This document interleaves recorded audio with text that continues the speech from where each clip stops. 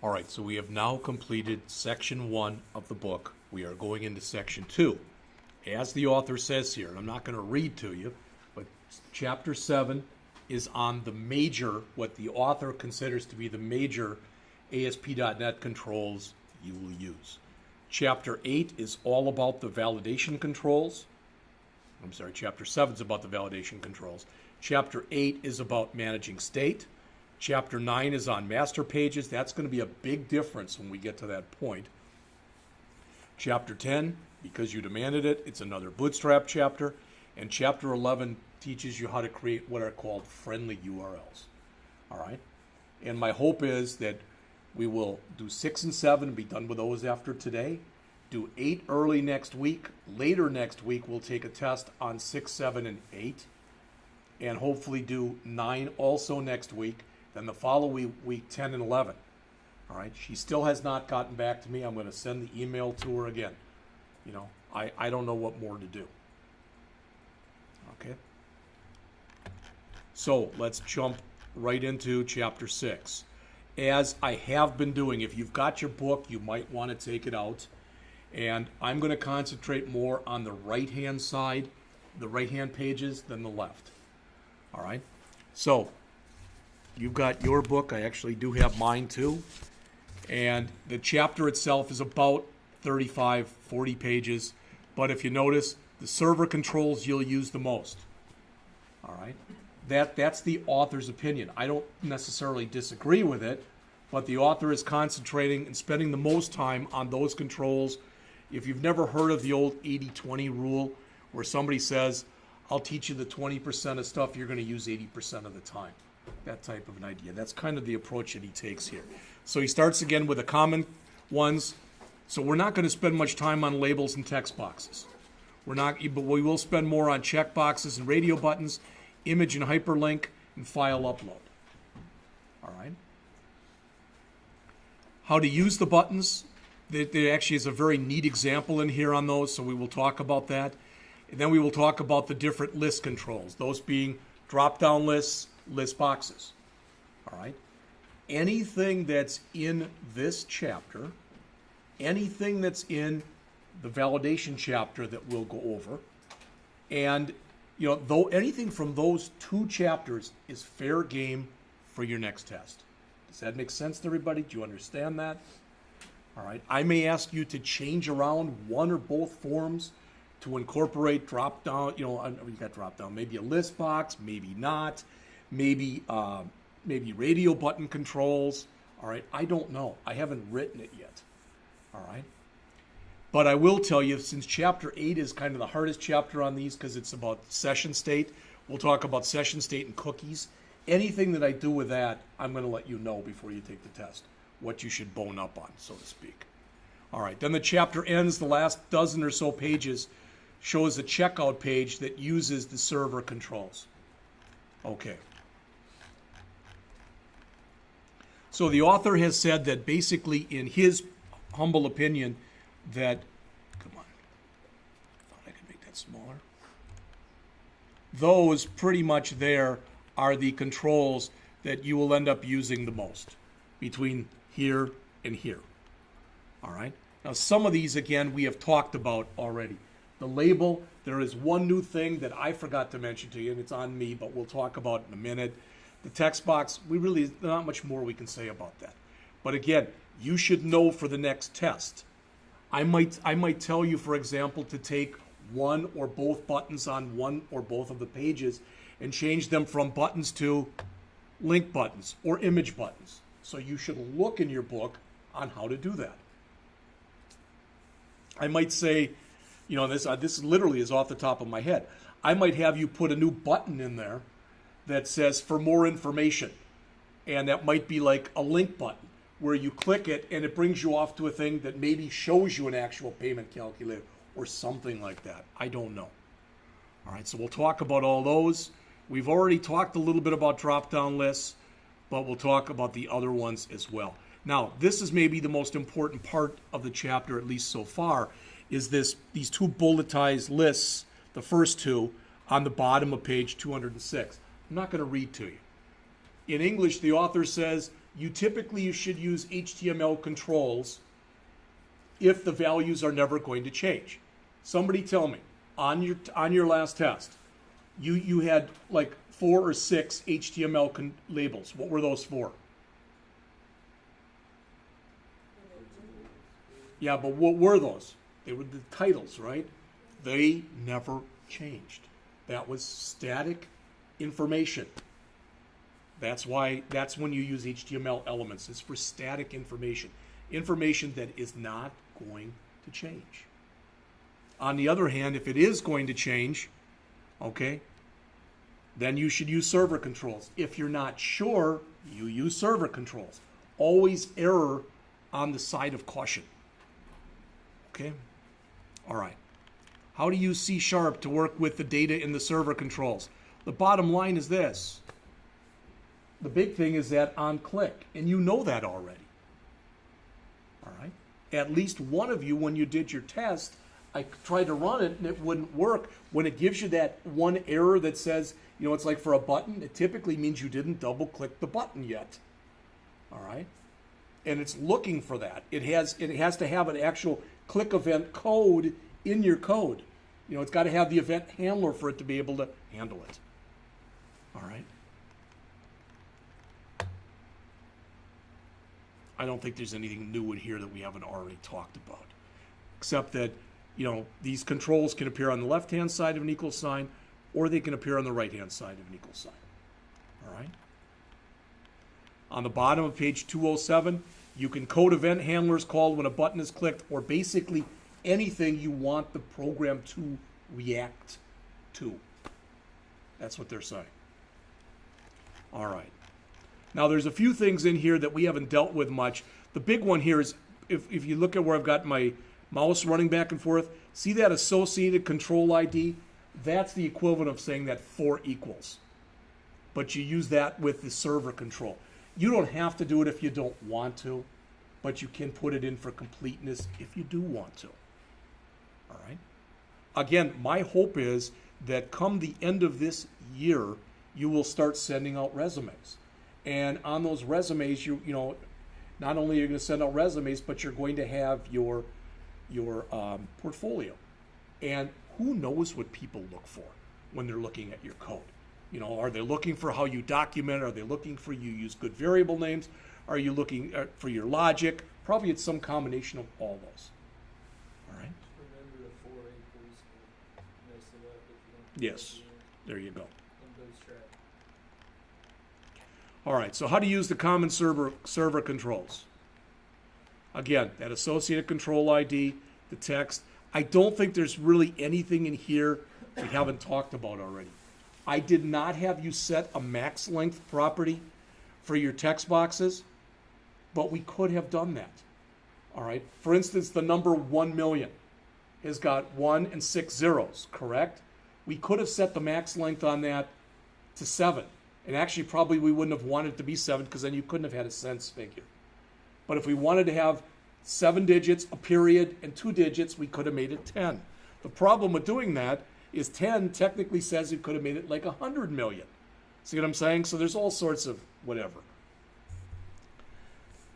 The stuff in here you should at least look at, though. Okay?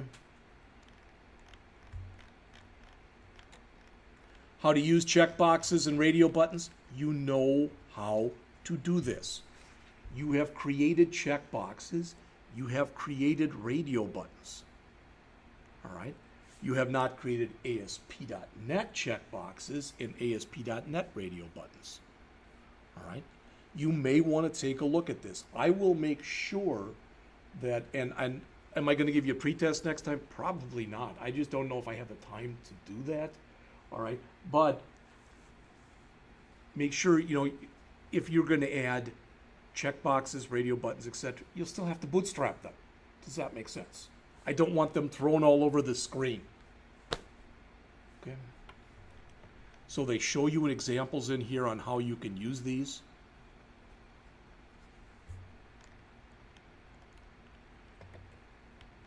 The big thing is, notice here for radio buttons, okay, ID. Where do I want to look at? See that group name, contact by,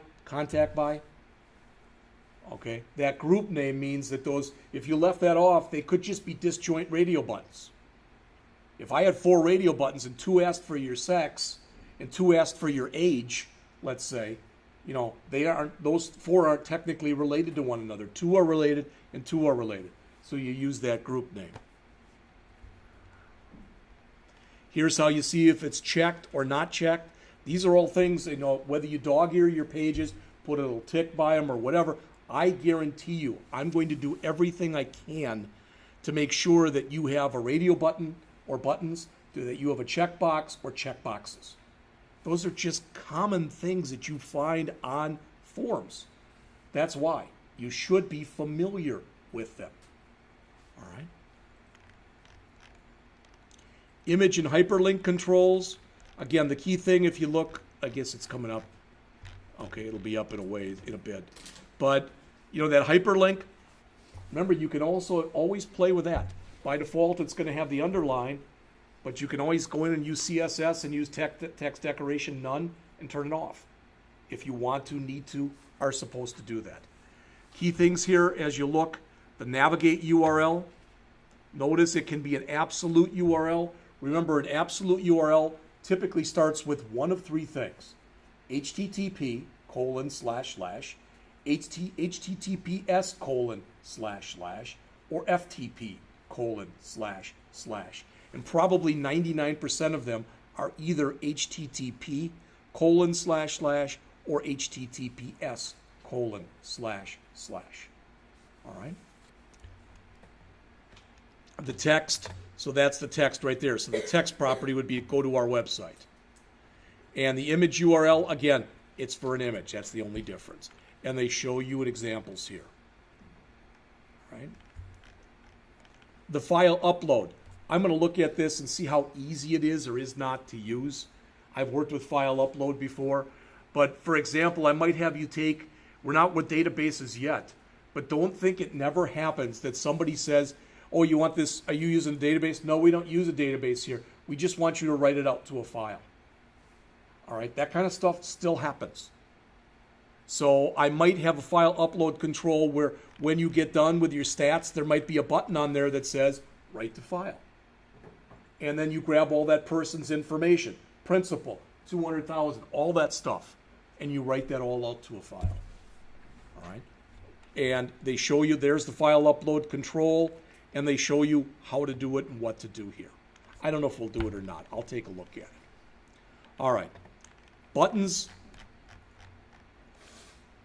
I don't really know if I'm going to have you do anything like this. I don't know.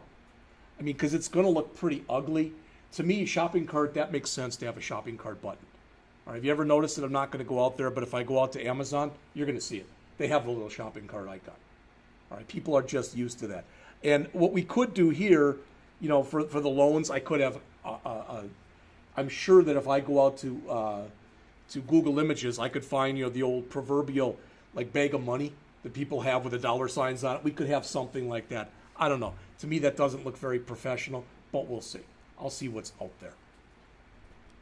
But like I said, I just want you to understand that, again, anything that's in this chapter, anything that's in the next chapter are fair game. That's the big thing. All right? This is a different one. This is one we haven't really touched on before. All right? And it starts on page 220, how to use the command event. Now, I want to use their example because it's a good one. What they're saying, if you look on the screen, these are 4 buttons. Everybody see this? And if you look, command name every time, the on command says on command equal navigations button command, navigations button command, navigation, etc. The key thing there is you are able to use one routine to handle all 4 of those button clicks. Some people would say, well, you shouldn't do that. You just told us we should always have each thing. Yeah, but sometimes, for whatever reason, people do it this way. And if you do this, then on this on command, notice what they're doing. It says e.command name. Okay, where the heck did they get e? That e is from here. The command name is from over here. All right? So it's, the command name is either first, previous, next, or last. Where'd they get those from? They're over here. First, previous, next, and last. So if you do decide you want one routine to handle, like in this case, multiple buttons, this is how you can do it. All right?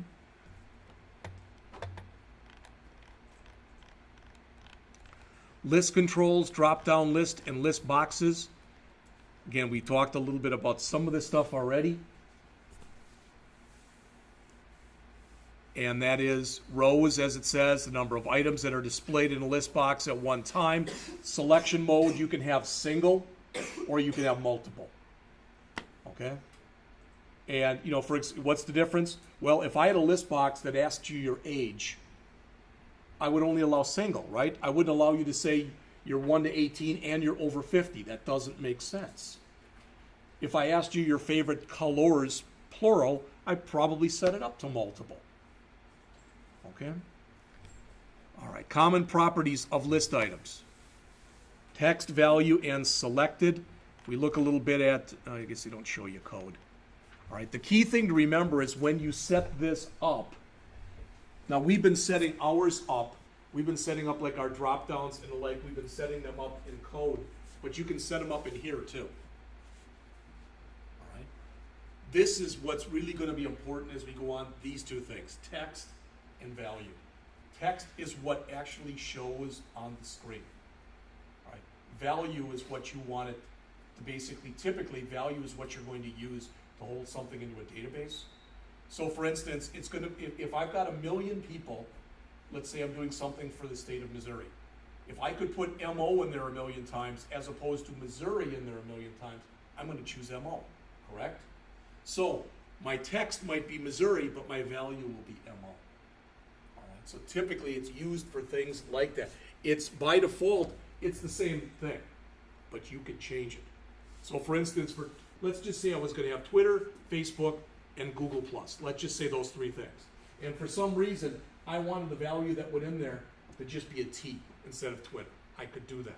But I'd probably want my text to be Twitter so people would know what it is they were choosing.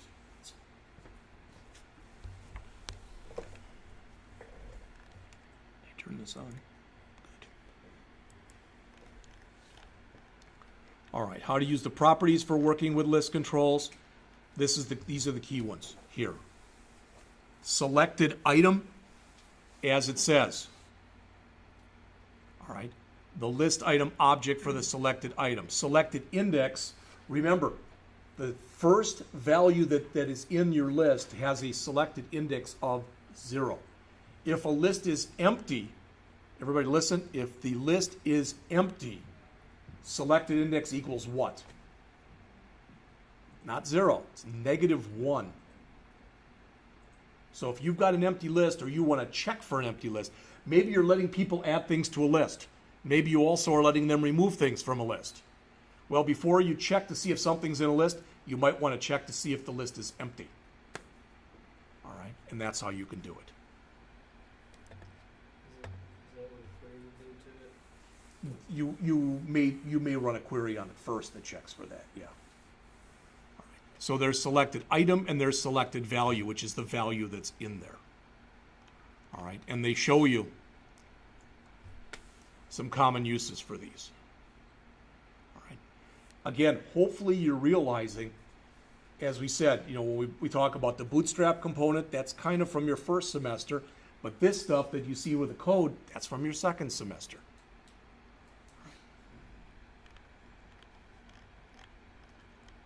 How to use the members of list items. All right. The key thing there is the fact that you're using items. If you want to add something to a list box or to a drop-down list, it's the name of it .items.add.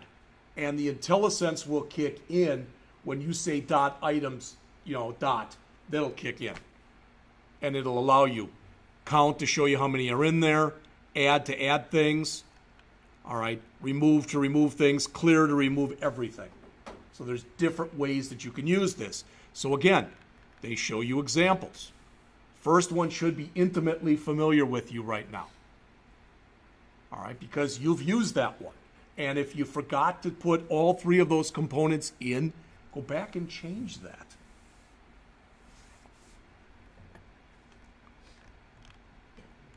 All right. You can also use checkbox lists and radio button lists. List means that what you're doing is you're saying these things are related to one another. Checkboxes by default are not related to one another. The example, and it's not used anymore because Microsoft has changed it, but if you remember for years when you used any Microsoft product and you were in Word or whatever, you'd always have 3 checkboxes: bold, italic, and underline. Those were in there for years. Now they've changed around the way they do it. It's more graphical. But that's the way it was for a long, long time. And those things weren't technically in a list because you can bold without underlining, and, etc. Okay, but it's things that naturally belong together. So as it says, ASP.NET provides checkbox lists and radio button lists that let you create lists of these things. And they show you, okay? So you're saying there is a connection between them, all right? And notice this too up on the top here of page 229. Repeat layout and repeat direction. So do you want them to go horizontal or do you want them to go vertical? Notice here it says repeat direction horizontal. All right, you have to specify what you want. I think it's vertical by default. I could be wrong. The default is vertical. Okay, I'm right. All right. Repeat column specifies the number of columns for controls. Okay. All right, so the last part of this is taking a lot less time than I thought it would, but the last part of this, as it says, it's a checkout page that uses server controls. All right, so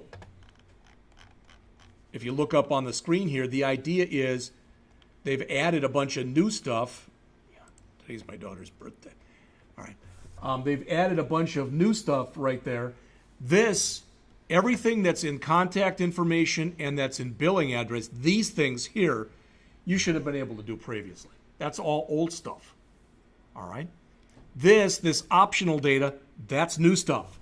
That's the kind of thing, again, you can pretty much take for granted will be on your next test. All right? I'm not saying it'll look just like that, but that's the idea.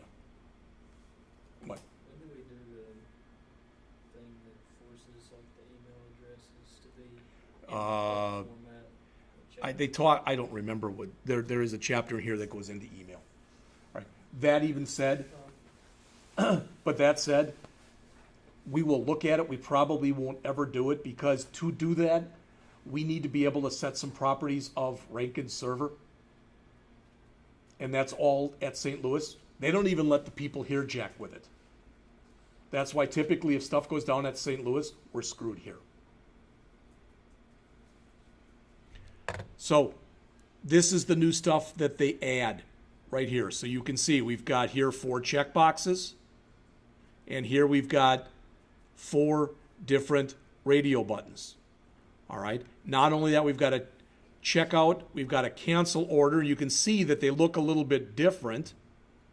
All right. And we've got a link button here that says continue shopping. Now, that may not be the, you might think, why did they put that link thing as continue shopping as a link button? Just to show you how you would use one of those. You probably wouldn't actually set it up like that in an application, but just for completeness sake. And again, when we look at this, the word checkout page will never change. Technically, well, that's going to be an H1 anyway. But these, I don't know if these are H1 or H2s as contact information in this billing address. They probably are. But email address, email reentry, first name, last name, phone number, address, city, state, zip, those 1, 2, 3, 4, 5, 6, 7, 8, 9 things, HTML labels. Not only that, and I think they talk about it later on in the chapter here, or it may even be in the next, I think maybe it's in the next chapter. But there's also a thing that's called a literal that you can use. All right. And a literal technically is an ASP control, but it's never sent to the server. It's for literal text. That could be a literal too when you do that. The difference is that with a literal, it's still it's still an ASP thing, so that you can apply server control properties to it. All right, So, but it doesn't technically go to the server itself. that was in the toolbox anywhere? Yes, if you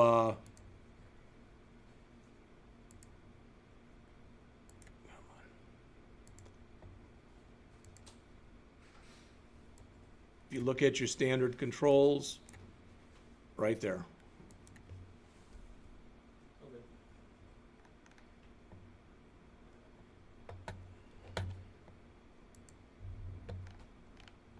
So if we look, I would say if you wanted to study something to help for your next test, I would look at this program that's at the end of the chapter.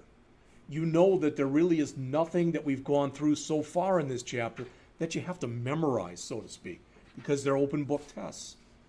All right, if there's something that you think, oh, I maybe I don't know that, and he said it'll probably be on the test, then you either, again, some people fold on that piece of paper like dog ear it. Other people have got a list of page numbers that they consider to be important or whatever.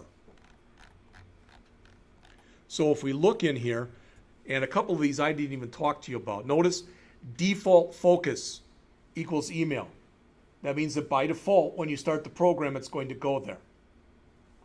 All right. We're used to working with tab orders, and that pretty much is doing the same thing.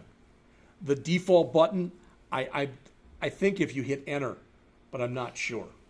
All right. And we've looked at, we had a cancel button and an accept button in C#. I think this is like the accept button. I don't even remember. So if you're using HTML labels and then your ASP controls, is it just going to do, because I didn't even really notice, is it just going to go through the ASP controls when you do tab? When you it'll go through them in the order in which they actually appear in the ASPX file by default. I think you can go in and actually manipulate that order. You probably wouldn't want to do that because it just, how easy is it to confuse somebody? Pretty easy. That's what I think. And maybe not for you because you're a more sophisticated user, but if you're creating an app for somebody and, it starts on field 2 and they tab, and then it comes back up to field 1, they're probably going to get confused. Or either that or they're going to ask you why the heck you did that. The text mode, that's a little bit of validation that you can put in there that says these must be emails. That'd probably be another one to take a look at because, when you had that email thing on yours, that probably would be a good one to put that on there.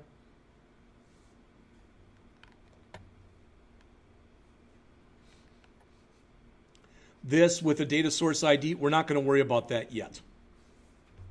All right, because that's the database stuff. So I'm not going to worry about that. But again, they go through a little explanation. All right, and they show some more stuff. These repeat columns. All right, notice repeat columns 2.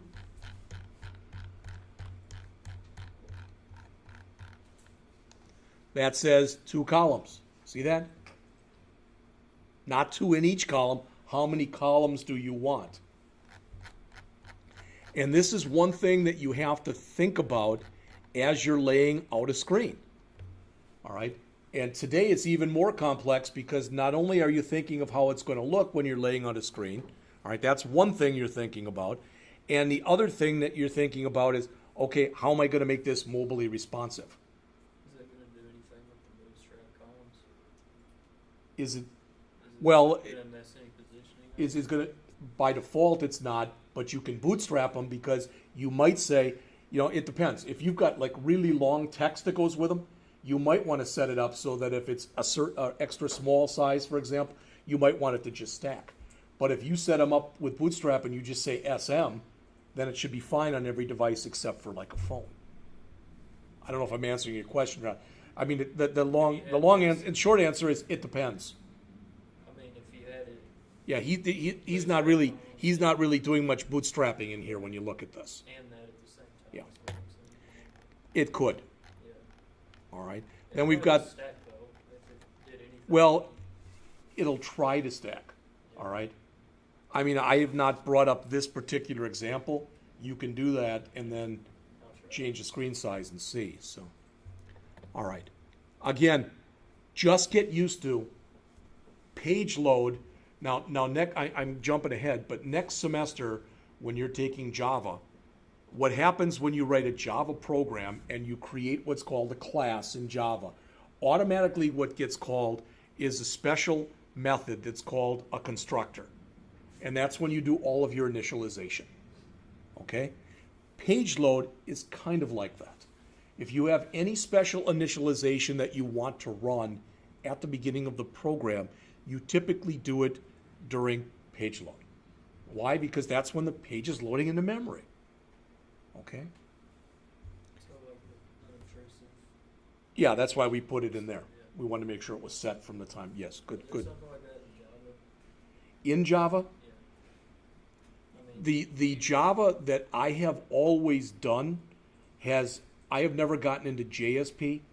Well, I shouldn't say that. I taught JSP, but that was probably 10 years ago, and it's changed so much that my initial response, there's something equivalent, but I don't know what it is. All right, so this will be the code for our checkout button. This will be the code for our cancel button. This will be the code for our load customer button. Look at this, just so you're aware of this. The cancel button. What are we doing? This is a cart example. So we're removing everything that's in the cart. We're removing everything that's in the customer. Now, what is in customer and what's in cart? We'll either see that later, or it's not really that important. It's all the customer information and the cart information. Cancel says, you might even want to put a check in there. When they click cancel, you might want to put a check in that says, are you sure you want to cancel this order? Because if they made a big order and they click cancel accidentally, it's gone. And not only that, it may tick the person off. Oh, heck, I'm not going through all that again. And they just get off, and now you've lost money. Most people will put up with a little bit of inconvenience when you come back, and if they click cancel, you say, you're about to remove everything from your order. Are you sure this is what you want to do? All right, some places do that, some don't. And I know that's done differently. If you've ever looked at that, for example, typically if you go into Amazon and you've got stuff in your cart, they might have an extra button on the side that says remove. Or you can go in when you've got the number you're ordering and you can set it to 0. There's different ways that you can cancel different things. Right? But do they necessarily want to cancel everything? What if they put 10 items in a shopping cart and they don't want one of them? You don't want to have them click cancel and remove all of them when they only wanted to remove one. This is the kind of thing as a developer you have to think about. All right, and work with the persons that you're writing the app for to find out what they want. All right, I'm not going to go through the load customer data because this is all that stuff that's in here. That's database stuff. We are going to hit on that, just not right now. All right, the rest of the chapter talks about some of these other controls. These are kind of the miscellaneous ones that you probably wouldn't use real often.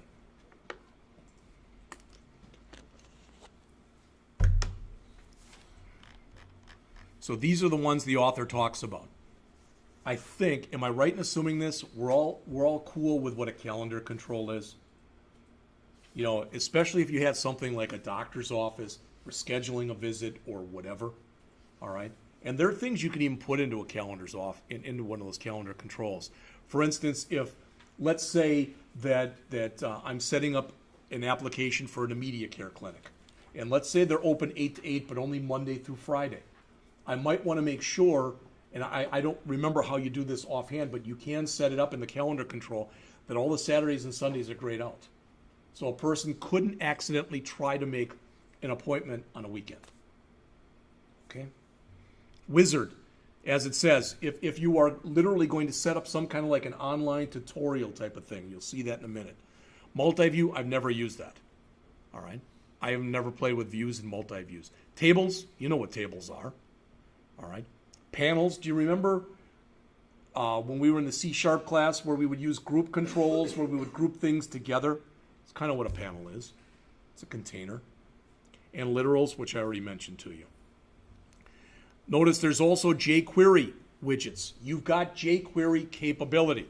The thing to remember about jQuery capability, this jQuery by default only runs on the client side. All right. So in other words, these jQuery controls aren't going to be ASP.NET controls.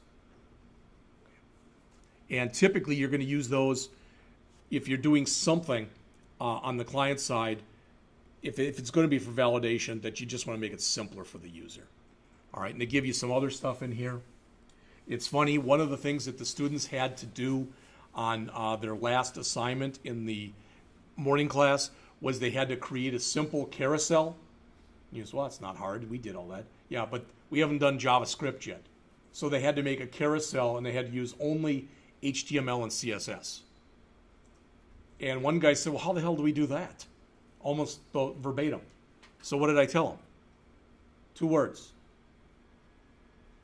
Google it. Because that's what I did. And I just took the first one that I found and I brought it up for them. All right. And they said, is that the best way? No, it is a way of doing it. And with their limited knowledge, because we haven't talked about any programming yet, that is probably the way they would do it. Right. So again, this is how they show the wizard. As always, you have to make sure that you are writing applications based on your client. And you've got to understand the sophistication of your client. If I am writing an application for people that I know are high-end users, so if I'm writing an application for programmers, for example, it's going to be a lot different than if I'm writing an application for, let's say, construction workers. All right, just because of the experience, etc., that they have. Another thing, and I just wanted to show you this because it just made me think of it. We'll get to this later, but I want to show you something that's in here.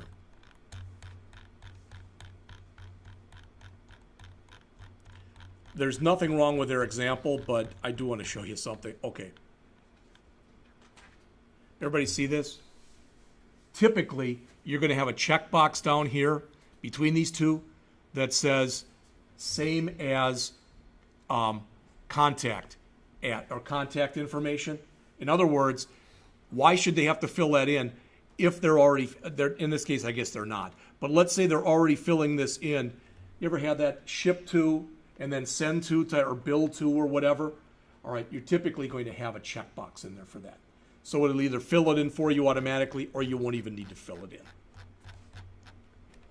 Where were we? I should have looked. I know went too far. All right. So the only one they showed in here was just this wizard control for whatever reason.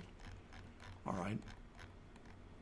I do not plan on having you do anything like that on a test. Okay, I'm gonna have you concentrate on the ones you'd use most often. I can't for the life of me think of why I would have you do anything with any of this stuff that's at the end of the chapter. Calendar, I guess maybe, but even with that, do you want to schedule a day you want to come in to actually write up the stuff? Maybe we do that. I don't know. All right. Wizard, no. This stuff, no. Anything in here? No. No.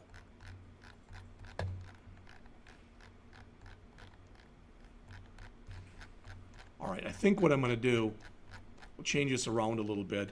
Let's go into Chapter 7, but before we do, probably not a terrible time, even though I'm giving you early breaks, to take another break right now, and let's come back at 2:30.